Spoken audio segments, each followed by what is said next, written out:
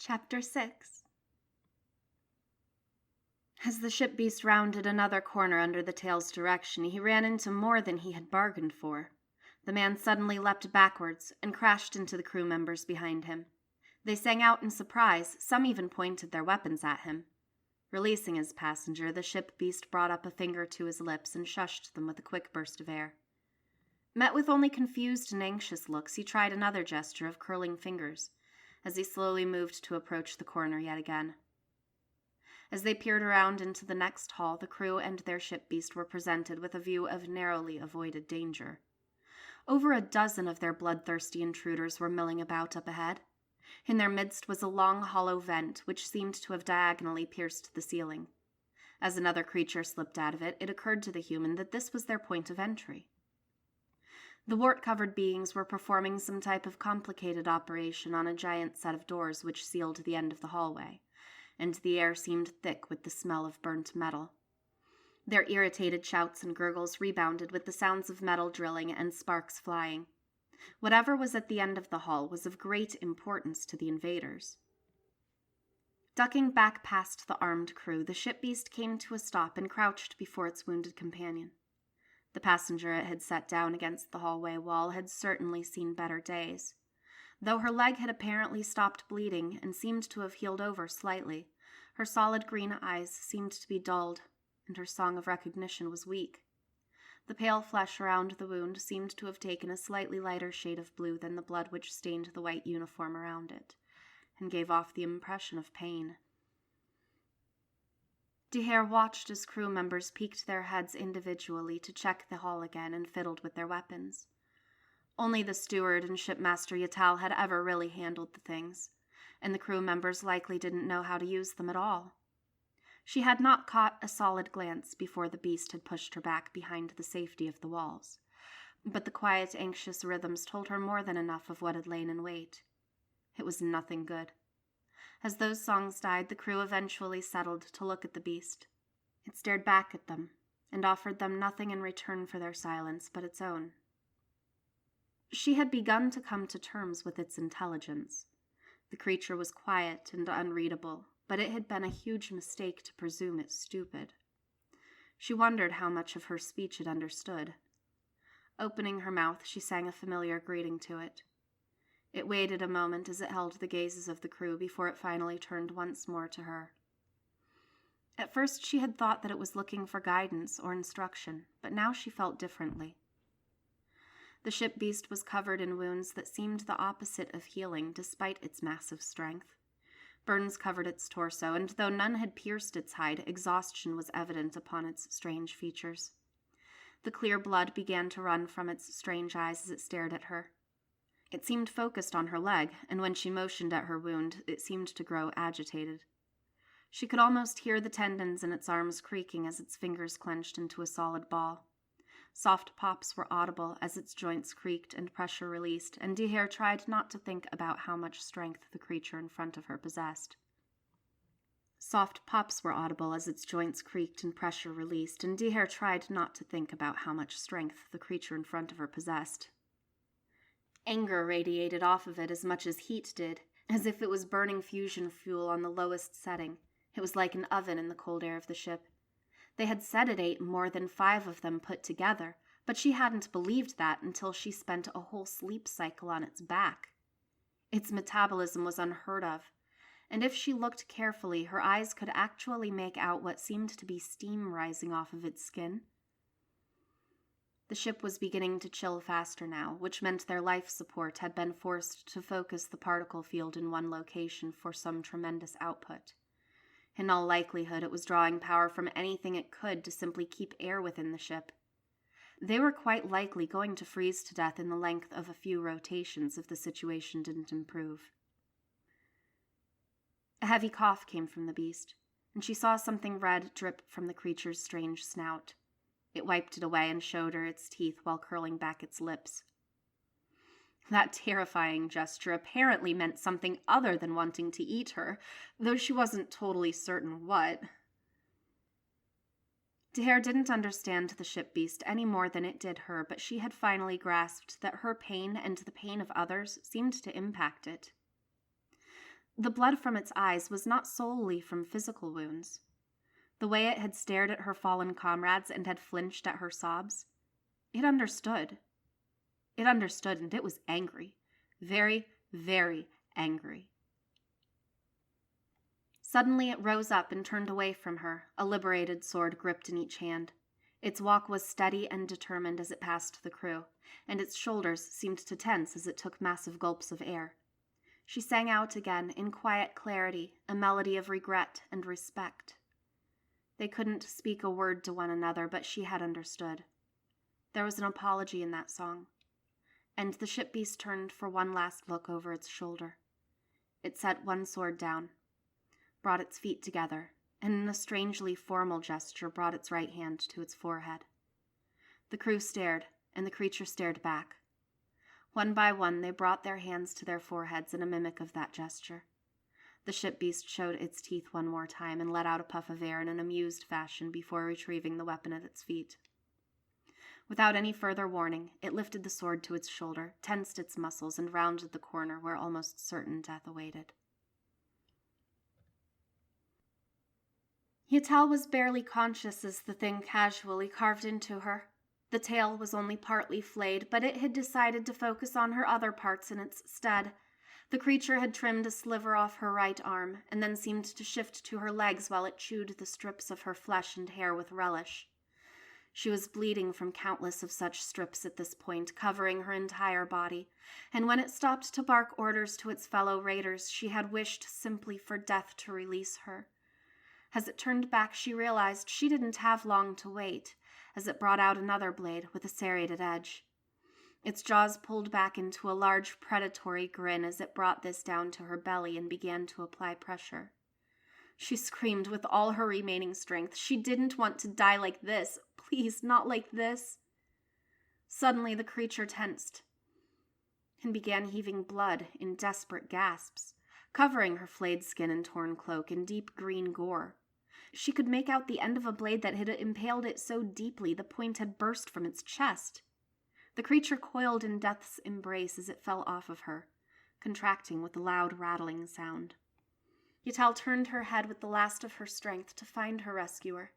Instead, she found art. It was in its purest form, the beautiful, gruesome dance of death. Her ship beast was in combat. With its back to her in a protective posture, the creature flowed with grace from one strange form to the next. Each movement had a purpose. Each placement of those powerful limbs had a target. The mask had fallen off, the curtains had dropped, and the disguise of a benign beast was no more. In its place was a god of retribution, a being of death. Muscles tensed, stretched, released. Soft impacts of its feet seemed to pit and pat like raindrops as it moved. It shot its legs out in kicks, which seemed to ripple the very air upon their impact, and jumped with such strength that it seemed to fly. The raiders were hard-pressed just to hold their ground as it spun between them. Some darted around and attempted to leave the beast to the others while they went to finish the job at hand. If that maneuver had worked on past ships, it failed completely here. If a creature tried to break rank and approach her instead, the beast shifted like the discharge of a light round. More than one being had ended up splattered against the wall of the bridge by a brutal body slam. The enemy boarding party tried again and again to bring it down. Again and again they failed, for the beast fought with disturbing speed. The enemies attempting to overwhelm it were broken in quick bursts of deadly force as the Guardian's reaction time proved far more capable than their own.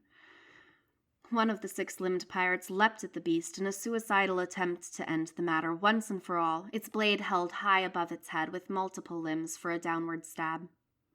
Turning just in time, the ship beast angled its torso and rotated at the hips to strike out with its paw, or fist.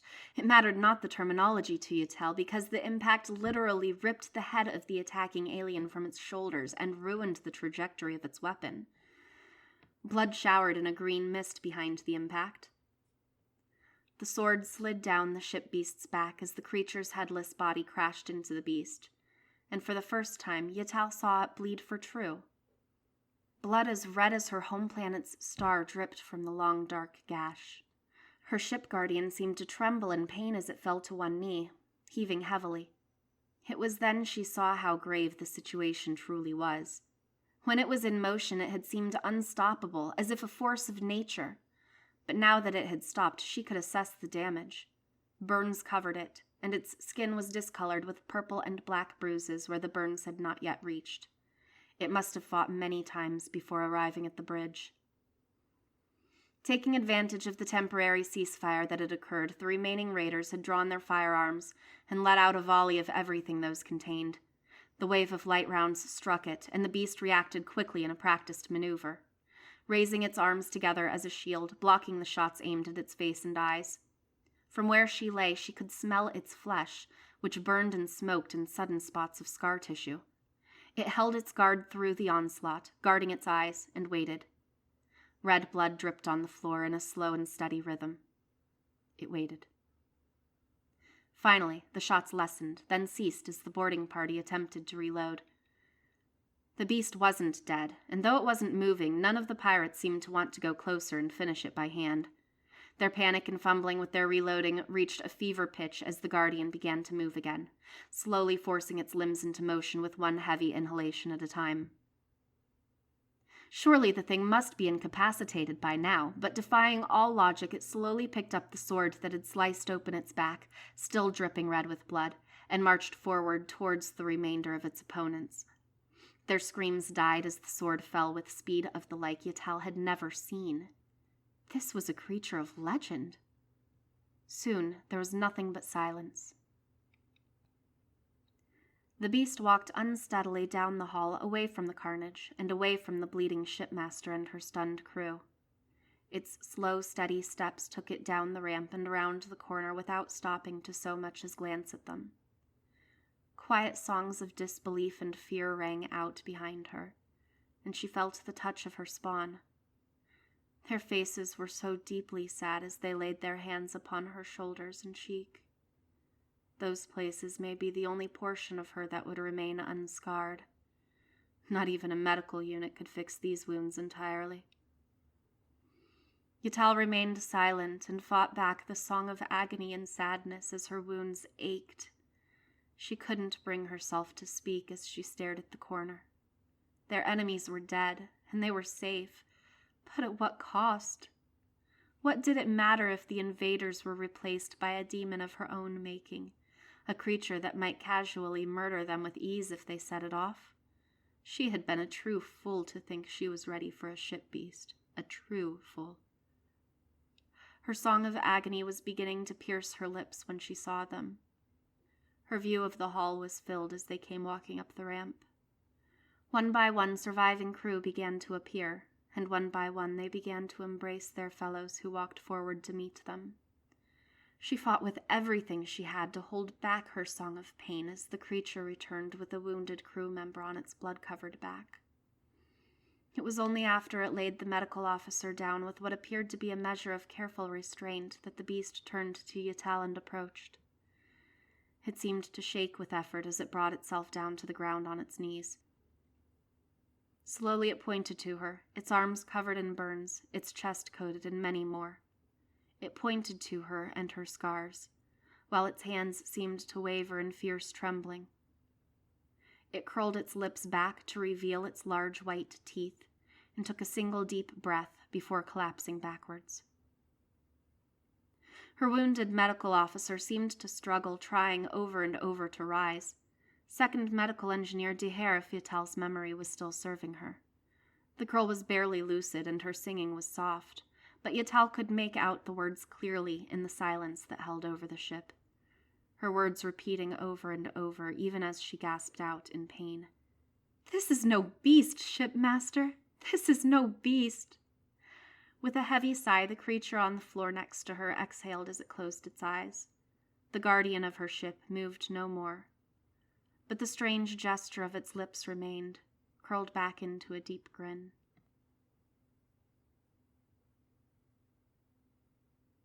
Zort had fled back to his ship after he watched the first 5 of his men on the bridge being torn apart by the vicious animal. It was like nothing he had ever seen, the perfect killing machine. Beyond the point of absurdity, the damned thing was fracking smart. He had watched it pick up and fire a light rifle with accuracy, drop it, and pick up a sword in time to intercept one of his most vicious crew members, and then promptly decapitate him. That thing was straight from the nightmares of a forbidden planet, the kind that used to exist in the distant millennia before intelligent life took to the stars. Such things should no longer exist, and should certainly not exist in some random no-name trader ship in the middle of bumfuck nowhere. That was a guardian beast from hell itself. How a shipmaster came to tame it, Zort couldn't even comprehend. To make matters worse, he was locked in place. The injector held his ship as firmly as it held theirs, and he couldn't detach without a crew to operate the mechanism at its mouth. That crew just happened to be scattered all over the walls now, and Zort had a feeling he would be too if he didn't make haste. Combination codes were entered rapidly by each of Zort's 4 upper limbs. He'd be damned before he died over some shitty trade ship. Perhaps it was time to consider retirement. Zort entered the ship life pod, the only one he had ever installed. It held everything he could need, and a little extra. He had never had to use it, and generally speaking, pirates had little use for such things. Their field of work was something of a total commitment, and escape usually wasn't an option. Zort was uncharacteristic in that regard, though. He had always liked having a backup plan. As he punched the button to eject, he wondered momentarily if he had forgotten anything important. As the pod prepared to launch, he checked the systems. Everything seemed normal. He even had his currency in a digitized format built into the hard system. He could land rich on any civilized planet and live like nobility without issue. As the life pod launched from the ship with a tremendous burst of speed, he was still wondering what he had forgotten, and he kept wondering until he was ripped from existence by an asteroid. Wrecks were almost unheard of in recent times. Almost.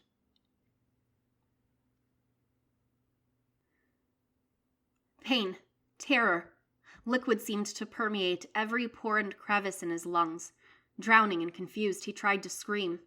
His eyes opened to a blurred vision. He was completely submerged. Flailing wildly, he felt the walls of his container and realized his lungs were full of the unfamiliar liquid. Then he realized he could breathe. Slow, shallow breaths followed, and he fought the urge to cough the liquid from his lungs with every single one of them. Torture, beyond imagining. It was a small glass pod in which he lay, and outside it he saw there were several others like it, containing wounded crew members. A familiar face peered over the top of his strange confinement, and a happy song rang out, strangely clear despite the liquid. If his eyes were functioning properly, it seemed his optimistic companion had survived their boarding, and was doing far better than he was. The confusion was settling as the pieces fell into place. The battle had been won, the ship was safe, and he was alive. Alive and extremely uncomfortable. Slowly, the liquid in the pod began to drain away, putting him into a bizarre limbo of coughing and gasping as the liquid left and the air returned. His lungs could be made to breathe the liquid, but they certainly couldn't be made to like it. The cold air didn't help matters much either. As the last of the liquid was drained, the ceiling of his pod dissipated with a sudden rush, allowing him to sit up. He did so quickly, trying to leverage the last bit of the strange fluid from his throat and nose. In between his coughing, the man desperately tried to get his bearings. Slowly, he began to pull in the scene of activity around him. Almost every section of the room was broadcasting some type of holographic display, the closest of which seemed to show a complex scan of his body. He recognized some of the organs which glowed with the artificial illumination, and watched with morbid curiosity as his heart beat in synchronization with the display. Behind the display were several crew members dressed in white clothing and buzzing quick alert notes to one another in heated discussion as others monitored similar pods spread out around the room. A light touch upon his shoulder brought him to turn and find 2 pure green eyes disturbingly close to his face. He flinched back, which brought a strange laughing song from the alien. As she stared at him, she pointed to her leg and cocked her head slightly to one side. She spoke again and pointed to him, and then to his throat. She was looking for some type of response. Maybe recognition?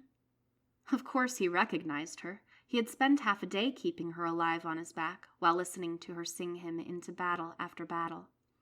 He instinctively tried to speak, momentarily forgetting about his scarred throat. And found that he could. His voice croaked out a greeting that was more cough than words, but it was there. She was the one who flinched in shock this time. The green eyes widened and a strange, quick pulse of notes rang out. The Doppler effect was almost noticeable when she ran off in a sudden burst of speed, favoring her uninjured leg only slightly. Others in the room jumped out of her way in surprise. He sat stunned and tried to speak again. His voice was rough, but it was there. "I can speak." The words carried more meaning than he had ever imagined, and he repeated them again and again as he felt his throat. The scars were still there, but they were less than before. In fact, as he looked over his arms and chest, he realized he could barely make out the burns which had covered him. They were there, but in the same way a scar from years of fading was there, barely recognizable. The voice of his companion lofted back into the room as she turned the corner into the medical bay, followed by several others. They trailed in with hushed voices, emotion indistinguishable, but posture tense. The last of them wore a cape of scales. It was the one with the brace. He felt at his neck again and realized that the collar was still there, but it seemed to have melded, slowly becoming part of his skin. With a light touch, he tried to slip his finger along its edge, but found none. He doubted it could ever be removed without taking his head with it. The skin had fused. An odd sensation, to say the least, but on the bright side, it didn't itch. A 6-fingered hand touched his and brought his attention away from the collar and back to the happy green glow of his friend in white. She pointed to her mouth with her other hand and made a motion with a single note. She then pointed to the alien wearing the scales as she tugged lightly, pulling him from his strange perch on the medical pod piece. As he rose from his seat and set bare feet upon the cold metal floor, he felt intense vertigo. The world seemed to sway, and he felt the toll of physical movement in one enormous wave. Unable to steady himself, he fell to his knees and found himself staring at the edge of a scaled cloak. A scarred tail was greeting him. The blue fur that covered most of it was gone for the last foot. It was simply pale blue flesh. Her legs had similar scars, as did almost all of her visible body. Her wounds had not faded as well as his, though he lacked any true fur to provide a reasonable contrast. Tendons and muscles screamed in agony as he pulled upon himself to match and then surpass the shipmaster. He towered over her now, and as he faced her, he tried to keep anger from rolling out in tidal surges. She was the reason he had been in such pain, like an animal on display. He wanted nothing more than to give back with interest, but he didn't. Her scars and the memory of what had happened to her made him cringe with something close to pity. No one deserved what had happened to her. The added influence of a light pressure on his left arm kept him from falling again, and reminded him of a crucial detail. He had saved their lives. A long breath left his chest as he mentally willed away his anger.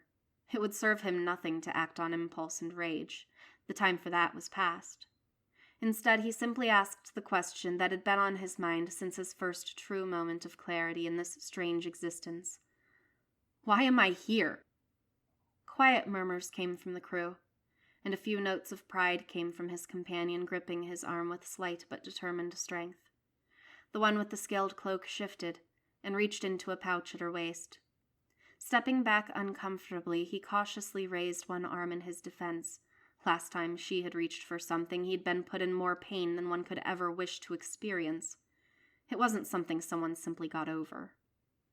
She seemed to notice, because she slowed immediately, and then handed a small device carefully to his companion, who then passed it to him.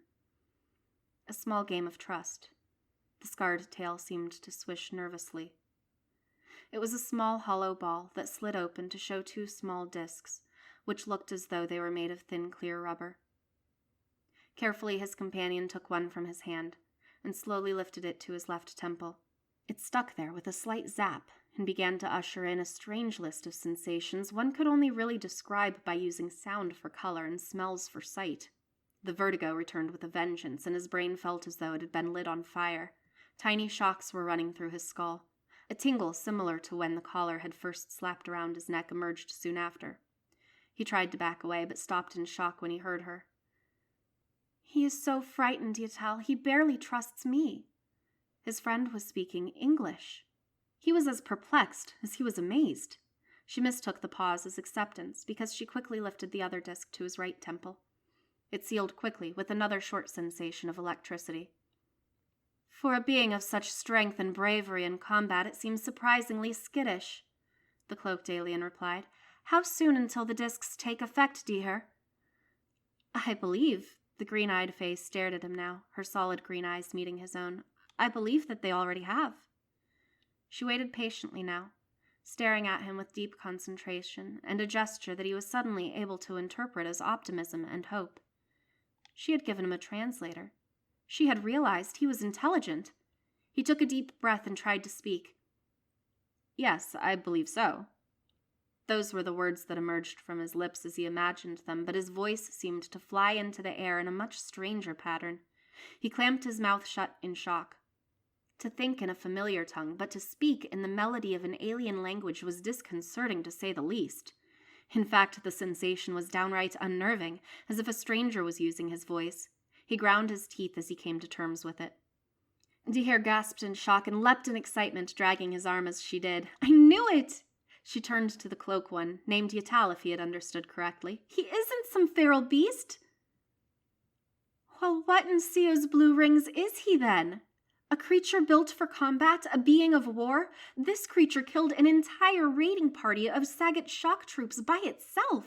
Why haven't we ever heard of such a species before? Yatal turned to him now, and her blue eyes studied with careful distance. What are you? I am human, the voice sang from his throat. It was difficult to tell the difference from speaking now, which had just added to the strangeness. It seemed to be solidifying in some way. I come from a planet called Earth? He paused for a moment, and then he admitted the truth. I remember very little of my life before the auction in which you collared me. Yatal grew uncomfortable after that statement. Perhaps it was the guilt of inflicting pain on another intelligent species. Or perhaps she was remembering that the brace on her wrist was broken as thoroughly as he could possibly have managed. That had been the only power she possessed that could bring even a measure of control over him, and upon reflection he would find that quite unnerving in her position. Instead of providing insight for these observations, she simply asked another question. Where is Earth? I have never heard of such a planet. I do not know. Honesty seemed to sing from him. Their language seemed to emphasize emotions as much as words. Another similarity to mankind, true emotions. Though I remember little with certainty, I do not believe my kind has reached the technology to travel space as we seem to be doing now. He glanced to the porthole window of the medical bay and looked at the strange glimmer beyond it. I think the planets which orbit our sun is as far as we've physically gone. He trailed off in thought. Maybe slightly farther. He honestly wasn't sure if that was true. It just seemed like it was true. A subtle recognition registered when he spoke. Looking up, he saw disbelief upon the faces of everyone around him. Your people are not true spacefaring? Yatal asked in shock. They have not even left their home system. She seemed flustered now. What technology do your people possess? Can you remember any details? He stared at her in confusion now. These were strange questions. His head throbbed all of a sudden, and bits of memory seemed to leak into his thoughts. He tried not to cry in pain, but he felt a slow, growling song drop from his lips as the visions flew through his mind's eye. Giant battlecruisers decorated the space orbiting the colony. Explosions and death among the stars. Lights flashed. He remembered his fighter, his decelerators failing as his ship spun away from the battle. He remembered his blood leaking onto the control panel as the biogel sealed his wounds. He remembered his radio crackling with the sounds of a losing battle, and the sealing bitter cold of forced cryosleep. It was painfully obvious to him now why he might not remember. Why he might not ever remember. I cannot. I have tried, but I cannot. The lie was obvious to him, as it must have been to them. He didn't realize how much his language lacked until he had spoken theirs. An image of Earth being surrounded by the burning light of the sun hit him like a physical blow, and another low growl of pain sung quietly from his lips. You attempt deception. Why is this? Yatal's voice was cold and clear as she leveled her gaze. To lie is considered a great offense in our culture, most of all to a shipmaster while on board her very vessel. When you put this collar on my neck and brought me to this ship, what purpose was I to fill? He let it hang in the air. His voice echoed slightly off the metal walls. Answer a question with another question. The tail seemed to flutter again. The nervous whipping returned. I brought you to be a ship beast, a personal guardian for myself and my ship. Yutal's voice was steady as she replied, but her hand holding at the brace on her wrist. He stared at her and said nothing for a moment to let it sink in. The nervousness, combined with the strange foreign insight provided by the translator, was confirming his suspicions. She had not informed the crew. She may not have informed anyone at all. I believe there are some things neither of us wish to say. He flexed his hands along the edge of a pod, rolling them into a fist to crack his knuckles one at a time. They rang out in long, dull clunks, reverberating with the glass. I apologize for the insult. The tension in the air clung thick. Dehair mumbled a song of confusion as she held his arm. Yutal simply stared at him. She knew that he understood the gravity of what had just occurred, and she knew there was nothing to do about it. This human had not revealed much of anything useful to her, aside from the fact it was capable of single-handedly killing a ship's worth of armed individuals, and that it knew the obedience collar fusing to his neck was incapable of preventing him from doing it again without a functioning brace. Yutal had to admit Dehair had been right on all counts. It was no beast. It might be much worse.